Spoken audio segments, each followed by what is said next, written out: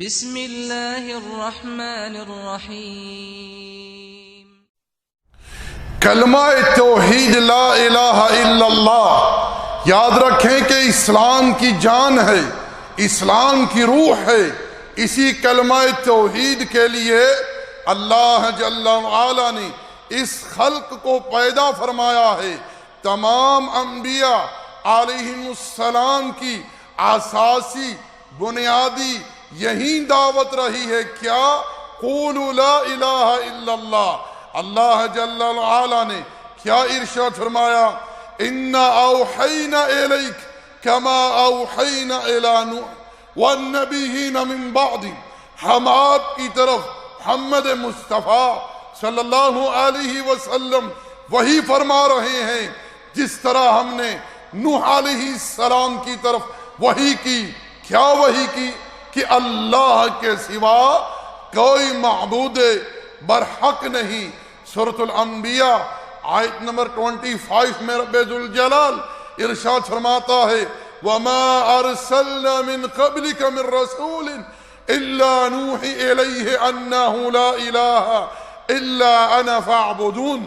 اور نہیں بھیجا ہم نے آپ سے پہلے کوئی رسول مگر اس کی طرف یہی وحی کی گئی کہ اللہ کے سوا کوئی معبود برحق نہیں، وہی جل وعلا ہر قسم کی عبادت کا مستحق ہے۔ اللہ جل وعلا نے اس کلمے کی بابت تمام اولین تمام آخرین سے سوال کرنا ہے۔ قبر میں جو پہلا سوال آئے گا من ربک، تیرا رب کون ہے، وہی جواب دے پائے گا جسے لا الہ الا اللہ کی تحقیق حاصل ہوئی۔ لیکن میں افسوس کے ساتھ یہ بات کہہ رہا ہوں کہ آج ایک کثیر تعداد، واللہ آج ایک کثیر تعداد اہل اسلام کی اس کلمے کو پڑھنے والی اس کلمے کے مفہوم کو نہیں جانتی، اس کے مقتضا کو نہیں سمجھتی کہ یہ کلمہ توحید لا الہ الا اللہ ہم سے کیا مطالبہ کرتا ہے۔ رب کعبہ کی قسم ہے اگر میرے یہ بھائی اس کلمہ توحید لا الہ الا اللہ کا علم حاصل کر لیتے، رب ذوالجلال اس چیز کا گواہ ہے یہ لوگ کبھی بھی قبروں کی مٹی نہ چاٹتے۔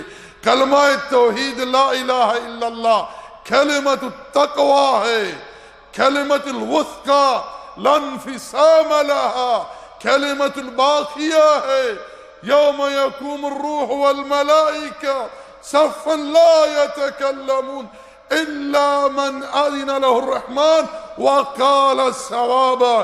یہی قول صواب ہے جو قیامت کے دن انسان سے کہنے کو کہا جائے گا، اسی کی بابت سب سے سوال ہوگا۔ میرے بھائیوں، میرے دوستو، کلمہ توحید لا الہ الا اللہ دو حصوں پر مشتمل ہے، نفی و اثبات۔ لا الہ یہ نفی ہے، الا اللہ یہ اثبات ہے۔ یاد رکھیں نفی و اثبات آپس میں لازم و ملزوم ہیں، نہ بغیر نفی کے اثبات کسی کام اور نہ ہی بغیر اثبات کے نفی کسی کام۔ یہ دونوں چیزیں آپس میں لازم و ملزوم ہیں۔ پہلے انسان اس بات کا اقرار و اعتراف کرے گا لا الہ، اس کائنات میں کوئی معبود برحق نہیں، چاہے جسے لوگوں نے بنا لیا ہے یا وہ لوگوں کے لیے بن بیٹھا ہے، ہر کسی کا معبود ہونا معبودان باطلہ ہے۔ الا اللہ، اللہ کے سوا اللہ ہی معبود برحق ہے۔ اسی بات کو رب ذوالجلال نے قرآن میں بیان فرمایا ہے۔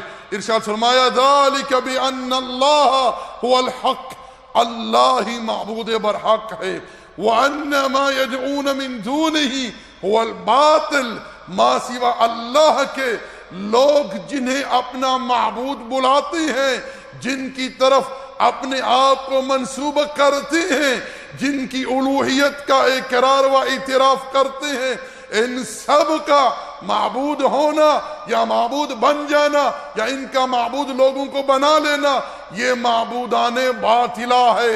الہ الحق ایک ہے اور وہ اللہ ہے۔ فمن یکفر بالطاغوت ویؤمن باللہ فقد استمسک بالعروۃ الوثقی لا انفصام لها۔ یہ کلمہ توحید پہلا تقاضا یہ کرتا ہے کہ ہر طاغوت کے ساتھ کفر کیا جائے، ہر طاغوت کا انکار کیا جائے، ہر کسی کی الوہیت کا انکار کیا جائے، پھر رب ذوالجلال کی الوہیت پر ایمان لایا جائے۔ تو کلمہ توحید لا الہ الا اللہ کا مفہوم کیا ہے؟ لا معبودا بحق الا اللہ، کہ اللہ کے سوا کوئی معبود برحق نہیں۔ یہ کلمہ برحق کہنا ضروری ہے، لازم و ملزوم ہے، کیونکہ معبود بہت سارے ہیں۔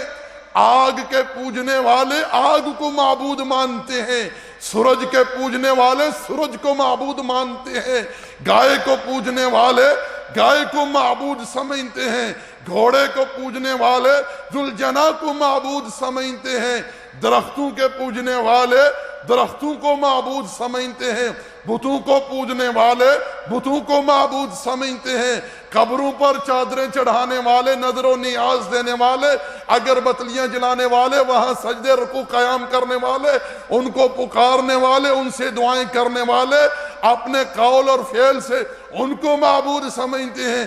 معبودان بہت سارے ہیں، لیکن سب کے سب کیا ہیں؟ معبودان باطلہ ہیں۔ معبود حق ایک اللہ ہے جل وعلا، وہی ہر قسم کی الوہیت کا تقدس و تعالی اکیلا تنہا مالک ہے۔ اس لیے میرے بھائیو، اس کلمہ توحید لا الہ الا اللہ کا جو حق ہے اسے پہچانیے، سمجھیے، یاد رکھیں۔ شیخ البانی رحمت اللہ علیہ کی ایک بات آج تک مجھے نہیں بھولی، وہ رحمت اللہ علیہ فرمایا کرتے تھے، اس دور کے مشرک لا الہ الا اللہ کو جانتے تھے، سمجھتے تھے، لیکن مانتے نہیں تھے۔ اس دور کے کلمہ پڑھنے والے مسلمانوں کی اکثریت اس کلمے کو مانتی تو ہے، ورد تو کرتی ہے، رٹے تو لگاتی ہے، لیکن اس کلمے کے مفہوم کو نہیں سمجھتی۔ اور شیخ رحمت اللہ علیہ نے اپنے موقف میں قرآن کریم کی ایک آیت پیش کی کہ جب اللہ کے رسول کی زبان سے، مشکات نبوت سے مشرکین نے لا الہ الا اللہ کی پکار سنی، دعوت سنی، تو انہوں نے کیا کہا؟ اجعل الآلہۃ الہ واحد ان ھذا لشیء عجاب۔ آپ نے کیا کیا؟ تمام معبودان کا انکار کر کے ایک معبود مقرر کر دیا۔ یہ تو بڑی عجیب بات ہے۔ مکے کے مشرک اس بات کو سمجھتے تھے، جانتے تھے کہ لا الہ الا اللہ کا کیا معنی ہے، کیا مفہوم ہے، لیکن افسوس اس امت میں کثیر تعداد اس کلمے کو سیکھنا، سمجھنا، پڑھنا، اس کا علم حاصل کرنا اپنی توہین سمجھتی ہے۔ ان کے سامنے لا الہ الا اللہ کی بات کرو، یہ کہتی، یہ جا کر کافروں کو سناؤ، سکھوں کو سناؤ، مشرکوں کو سناؤ۔ اللہ کے بندو، کب تک اس طرح کی باتیں کرو گے؟ اگر آپ لوگ اس کلمے کو سمجھتے، جانتے، پہچانتے، مانتے کما حقہ، آج جو گھوڑوں کی پوجا کر رہے ہیں، جو قبروں کی، درختوں کی، حجر شجر کی پوجا کر رہے ہیں، یہ چیزیں آپ کو کبھی نظر نہ آتی۔